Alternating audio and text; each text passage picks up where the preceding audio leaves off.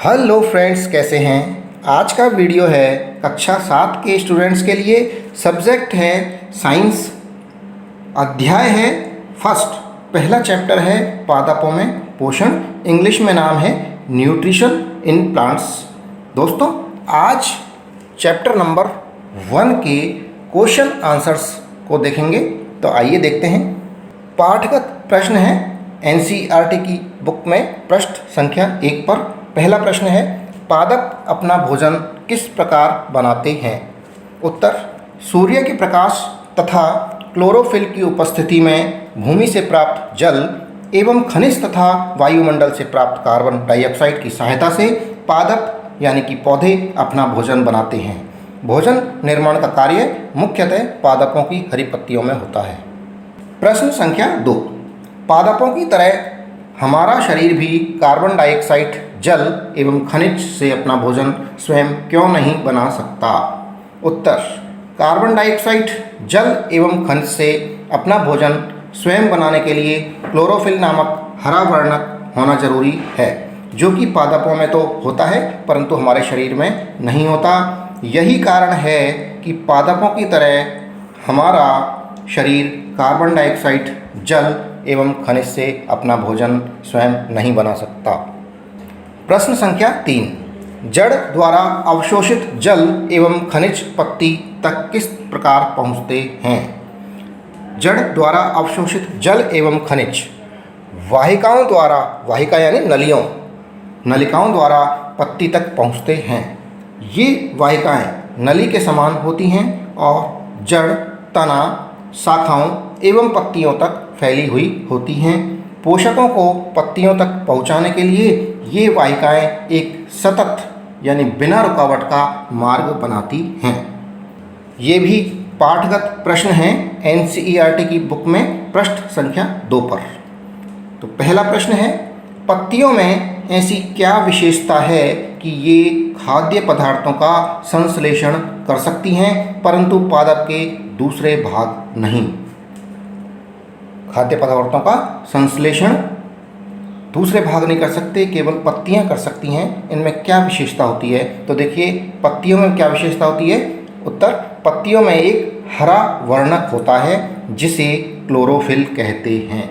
पत्तियों के अंदर होता है ये एक हरा वर्णक जिसे क्लोरोफिल कहा जाता है, जो खाद्य पदार्थों के संश्लेषण में महत्वपूर्ण भूमिका निभाता है। क्लोरोफिल की वजह से पत्तियां खाद्य पदार्थों का संश्लेषण कर सकती हैं। पादप के दूसरे भागों में ये क्लोरोफिल उपस्थित नहीं होता है, इसी कारण खाद्य पदार्थों का संश्लेषण अन्य भाग नहीं कर सकते हैं। पाठगत प्रश्न पृष्ठ संख्या 3 पर, एनसीईआरटी की बुक में पृष्ठ संख्या 3 पर है ये प्रश्न। कुछ पादपों की पत्तियां गहरी लाल, बैंगनी अथवा भूरे रंग की होती हैं। क्या इन पत्तियों में भी प्रकाश संश्लेषण होता है। उत्तर, हरी पत्तियों के अतिरिक्त अन्य रंग की पत्तियों में भी क्लोरोफिल होता है, अतः इन पत्तियों में भी प्रकाश संश्लेषण होता है। दोस्तों, रंग से कोई फर्क नहीं है, फर्क है क्लोरोफिल है या नहीं। यदि उसमें क्लोरोफिल है तो वहाँ प्रकाश संश्लेषण होगा। तो यहाँ पर भी इन पत्तियों में भी जो अलग कलर की पत्तियाँ हैं उनमें भी क्लोरोफिल होता है, इसलिए इन पत्तियों में भी प्रकाश संश्लेषण होता है। परंतु इन पत्तियों में उपस्थित लाल, बैंगनी, भूरे अथवा अन्य रंग क्लोरोफिल के हरे रंग का प्रच्छादन कर देते हैं, अर्थात ढक लेते हैं। पाठगत प्रश्न है, पाठ के अंदर वाला प्रश्न, पृष्ठ संख्या 5 पर। पहला प्रश्न, क्या हमारा रक्त चूसने वाले मच्छर, खटमल, जूं यानी जुएं एवं जोंक जैसे जीव भी परजीवी हैं। परजीवी यानी दूसरों पर आश्रित रहने वाले जीव परजीवी कहलाते हैं। उत्तर, हमारा रक्त चूसने वाले जीव जूं एवं जोंक, जुआ और जोंक परजीवी हैं, क्योंकि ये अपने पोषण के लिए रक्त चूसते हैं, अपने जीवन के लिए। परंतु मच्छर एवं खटमल परजीवी नहीं हैं, क्योंकि ये पोषण के लिए नहीं, अपना पोषण के लिए नहीं चूसते रक्त को, बल्कि अपने अंडों को सेने के लिए रक्त चूसते हैं। प्रश्न संख्या 2, यदि घटपर्णी हरा होता है और प्रकाश संश्लेषण संपादित करता है तो यह कीटों का भक्षण क्यों करता है? उत्तर, क्योंकि घटपर्णी पादपों को अपनी आवश्यकता अनुसार मृदा से सभी पोषक तत्व नहीं मिल पाते हैं, इसलिए ये पादप कीटों का भक्षण करते हैं। प्रश्न संख्या 3, मृत जीवी अपना भोजन किस प्रकार प्राप्त करते हैं? उत्तर, मृत जीवी मृत एवं विघटनकारी जो सड़ने वाली वस्तुएं हैं, सब्जियां वगैरह, खाना वगैरह, जो लकड़ी जैसे सड़ जाती है, तो सड़ने वाली मृत जीवी मृत एवं सड़ने वाली वस्तुओं की सतह पर कुछ पाचक रसों का स्राव करते हैं। जो सड़ने वाली जगह हैं उन पर, उनकी सतह पर ये कुछ पाचक रसों का स्राव करते हैं और उसे साधारण व विलयन में बदल देते हैं। इसके बाद वे इस विलयन का ही भोजन के रूप में अवशोषण करते हैं। पाठ के अंदर प्रश्न है पृष्ठ संख्या 6 पर। पहला प्रश्न है पृष्ठ संख्या 6 का, वर्षा ऋतु में कवक अचानक कैसे प्रकट हो जाते हैं? उत्तर, सामान्यतः कवकों के बीजाणु वायु में उपस्थित होते हैं। जब वे किसी ऐसे जैव पदार्थ अथवा उत्पाद पर बैठते हैं जो नम, थोड़ा सा गीला हो, उष्ण हो, तो वे अंकुरित होकर नए कवक को जन्म देते हैं। वर्षा ऋतु में जैव पदार्थ अथवा उत्पाद वर्षा के कारण नम और उष्ण हो जाते हैं। ये काम कब होता है? वर्षा ऋतु में ज़्यादा होता है, क्योंकि वर्षा ऋतु में जो उत्पाद हैं वो पड़ा है, मान लीजिए रोटी पड़ी है, सब्जी पड़ी है, उसमें बारिश हो गई, कहीं बारिश का पानी चला गया तो वो सड़ जाती है और इन पर वायु में उपस्थित कवकों के बीजाणु अंकुरित होकर नए कवक को जन्म देते हैं। पृष्ठ संख्या 6 का दूसरा प्रश्न, क्या कवक रोग कारक भी होते हैं? उत्तर, हाँ बिल्कुल होते हैं। कुछ कवक पादपों, जंतुओं एवं मनुष्यों में रोग यानी बीमारी उत्पन्न करते हैं। इनसे त्वचा रोग, आंत रोग आदि हो सकते हैं, परंतु कुछ कवकों का उपयोग औषधि के रूप में यानी दवाई के रूप में भी होता है। दोस्तों, पाठ के अंदर के जो प्रश्न थे वो समाप्त हो गए हैं। अब है ये पाठ के अंत में जो प्रश्न हैं वो हैं प्रश्न उत्तरों के साथ में अभ्यास प्रश्न।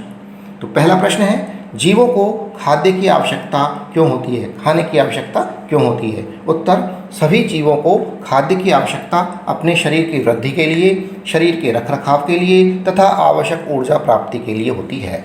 दूसरा प्रश्न है, परजीवी एवं मृत जीवी में अंतर स्पष्ट कीजिए। उत्तर, परजीवी एवं मृत जीवी में अंतर निम्न प्रकार हैं, ये देख लीजिए।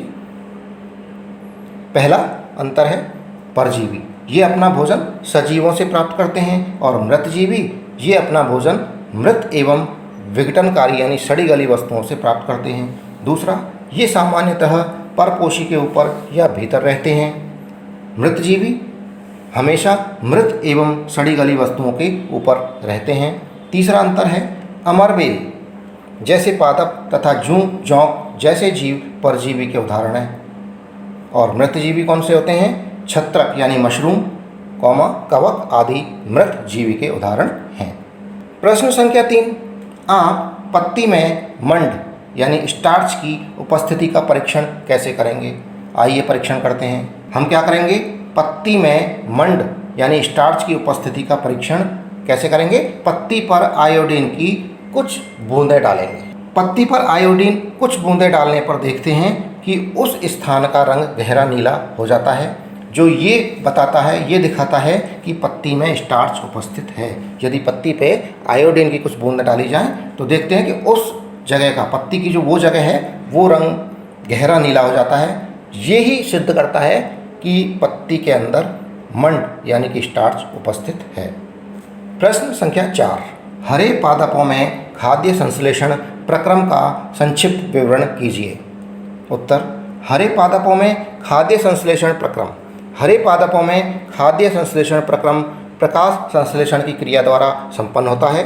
प्रकाश संश्लेषण के दौरान पत्ती की क्लोरोफिल युक्त कोशिकाएं सूर्य के प्रकाश की उपस्थिति में कार्बन डाइऑक्साइड और जल से कार्बोहाइड्रेट का संश्लेषण करती हैं। इस प्रक्रिया को निम्न समीकरण द्वारा दर्शा सकते हैं। तो कार्बन डाइऑक्साइड प्लस जल, जब इनकी अभिक्रिया होगी सूर्य के प्रकाश में और पत्तियों में क्लोरोफिल होता है, क्लोरोफिल की उपस्थिति में, तो क्या बनेगा, कार्बोहाइड्रेट बन जाएगा प्लस ऑक्सीजन का उत्सर्जन होगा, ऑक्सीजन भी निकलेगी। पौधों से ऑक्सीजन जो निकलती है वो काम आती है हमारे, हम ऑक्सीजन लेते हैं, पौधे ऑक्सीजन छोड़ते हैं। तो यहाँ ये पौधों ने ऑक्सीजन छोड़ दिया है। इस प्रक्रिया में ऑक्सीजन निर्मुक्त होती है, यानी ऑक्सीजन तैयार होती है, निकलती है, तथा कार्बोहाइड्रेट मंड स्टार्च में परिवर्तित हो जाते हैं। पत्ती में स्टार्च की उपस्थिति प्रकाश संश्लेषण प्रक्रम का संपन्न होना दर्शाता है। स्टार्च भी एक प्रकार का कार्बोहाइड्रेट ही होता है। प्रश्न संख्या 5, किसी प्रवाह चित्र की सहायता से दर्शाइए कि पादप भोजन के मूलभूत स्रोत हैं। तो देखिए पादप किस तरह से भोजन के मूलभूत स्रोत कैसे हैं। पादप को सबसे पहले कौन खाता है, टिड्डा या कीट। टिड्डा खाता है पौधे को, पौधे की पत्तियां वगैरह खा जाता है। इस टिड्डे को मेंढक खाता है, फिर मेंढक को सांप खाता है और सांप को गरुड़ खाता है। तो देखिए दोस्तों, यदि पादप नहीं होंगे, पादप हैं इसलिए टिड्डा है, और टिड्डा है इसलिए मेंढक है, मेंढक है इसलिए सांप है, सांप है इसलिए गरुड़ है। यदि पादप नहीं होंगे तो ये गरुड़ भी नहीं रहेगा, क्योंकि पादप के बिना टिड्डा नहीं होगा तो मेंढक को भोजन कहाँ से मिलेगा, और यदि मेंढक नहीं होगा तो सांप को भोजन कहाँ से मिलेगा, और यदि सांप नहीं होगा तो गरुड़ को भोजन नहीं मिलेगा। तो मूलभूत जो स्रोत है वो है पौधे, इसके ऊपर ही सारे निर्भर हैं। प्रश्न संख्या 6, रिक्त स्थानों की पूर्ति कीजिए। यहाँ पर कै, खे, गे, घे, ये रिक्त स्थानों की पूर्ति करनी है। तो कै देख लेते हैं सबसे पहले। क्योंकि हरे पादप अपना खाद्य स्वयं बनाते हैं इसलिए उन्हें रिक्त स्थान कहते हैं। इनके उत्तर अभी बताऊंगा, नीचे हैं। ख, पादपों द्वारा संश्लेषित खाद्य का भंडारण रिक्त स्थान के रूप में किया जाता है। ग, प्रकाश संश्लेषण के प्रक्रम में जिस वर्णक द्वारा सौर ऊर्जा संग्रहित की जाती है उसे रिक्त स्थान कहते हैं। घ, प्रकाश संश्लेषण में पादप वायुमंडल से रिक्त स्थान लेते हैं तथा रिक्त स्थान का उत्पादन करते हैं। रिक्त स्थानों में क्या आएगा वो देखना है। कै, क्योंकि हरे पादप अपना खाद्य स्वयं बनाते हैं इसलिए उन्हें स्वयपोषी कहते हैं। ख, यहाँ स्वयपोषी आ गया कै में, रिक्त स्थान में। ख, पादपों द्वारा संश्लेषित खाद्य का भंडारण मंड यानी कि स्टार्च के रूप में किया जाता है। यहाँ रिक्त स्थान में आ गया है मंड। ग, प्रकाश संश्लेषण के प्रक्रम में जिस वर्णक द्वारा सौर ऊर्जा संग्रहित की जाती है उसे क्लोरोफिल कहते हैं। घ, प्रकाश संश्लेषण में पादप वायुमंडल से कार्बन डाइऑक्साइड लेते हैं और ऑक्सीजन का उत्पादन करते हैं। तो यहाँ रिक्त स्थान हैं 2, इनमें एक में पहले में आएगा कार्बन डाइऑक्साइड, दूसरे में आएगा ऑक्सीजन। प्रश्न संख्या 7, निम्न कथनों से संबद्ध पारिभाषिक शब्द बताइए। क, पीत दुर्बल तने वाला परजीवी पादप। ख, एक पादप जिसमें स्वपोषण एवं विषम पोषण दोनों ही प्रणाली पाई जाती हैं वो क्या कहलाता है। ग, तीसरा, वे रंध्र जिनके द्वारा पत्तियों में गैसों का आदान प्रदान होता है, विनिमय होता है, वो क्या कहलाते हैं। आइए देखते हैं उत्तर। तो पहला है कै, पीत दुर्बल तने वाला परजीवी पादप होता है अमरवेल। ख, एक पादप जिसमें स्वपोषण एवं विषम पोषण दोनों ही प्रणाली पाई जाती हैं वो है घटपर्णी। ग, वे रंध्र जिनके द्वारा पत्तियों में गैसों का आदान प्रदान होता है वे होते हैं पर्णरंध्र। प्रश्न संख्या 8, सही उत्तर पर सही का निशान लगाइए, टिक का निशान लगाइए। तो पहले 8वें प्रश्न में है कै, अमरवेल उदाहरण है किसी, यहाँ देखिए लाल रंग से टिक का निशान लगा हुआ है, दूसरे पर परजीवी का। अमरवेल उदाहरण है किसी परजीवी का। ख, कीटों को पकड़कर अपना आहार बनाने वाले पादप का नाम है घटपर्णी यानी पिचर पादप। तीसरे पर टिक लगा दीजिए। प्रश्न संख्या 9, कॉलम ए में दिए गए शब्दों का मिलान कॉलम बी के शब्दों से कीजिए। कॉलम ए के अंदर शब्द दे रखे हैं क्लोरोफिल, नाइट्रोजन, अमरबेल, जंतु, कीट, भक्षी। कॉलम बी के अंदर हैं जीवाणु, परपोषित, घटपर्णी, पत्ती और परजीवी। इनका मिलान आइए मिलान कर लेते हैं। क्लोरोफिल किस में होता है? पत्ती में, इसलिए मिलान हो गया क्लोरोफिल का पत्ती से। नाइट्रोजन जीवाणु से मिलान हो गया।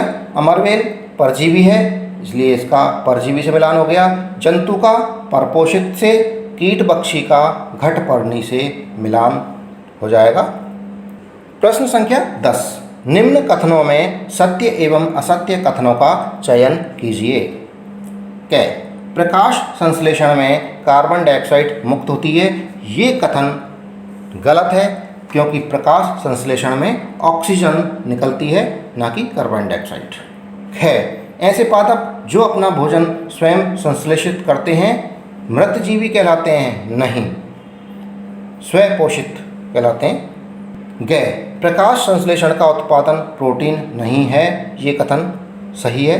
घ, प्रकाश संश्लेषण में सौर ऊर्जा का रासायनिक ऊर्जा में रूपांतरण हो जाता है। ये कथन सही है, इसलिए सत्य लिख दीजिए। सही विकल्प चुनिए। प्रश्न संख्या 11, पादप के किस भाग द्वारा प्रकाश संश्लेषण हेतु वायु से कार्बन डाइऑक्साइड ली जाती है? यहाँ सही ऑप्शन है ख, रंध्रों द्वारा। प्रश्न संख्या 12, वायुमंडल से मुख्यतः जिस भाग द्वारा पादप कार्बन डाइऑक्साइड प्राप्त करते हैं वह है? सही उत्तर है घ, पत्तियाँ। दोस्तों, इसी के साथ में ये वीडियो समाप्त हुआ। जो चैनल पर नए हैं वो चैनल को सब्सक्राइब ज़रूर कर लें। वीडियो पसंद आ रहा है तो वीडियो को लाइक ज़रूर करें। धन्यवाद, थैंक यू।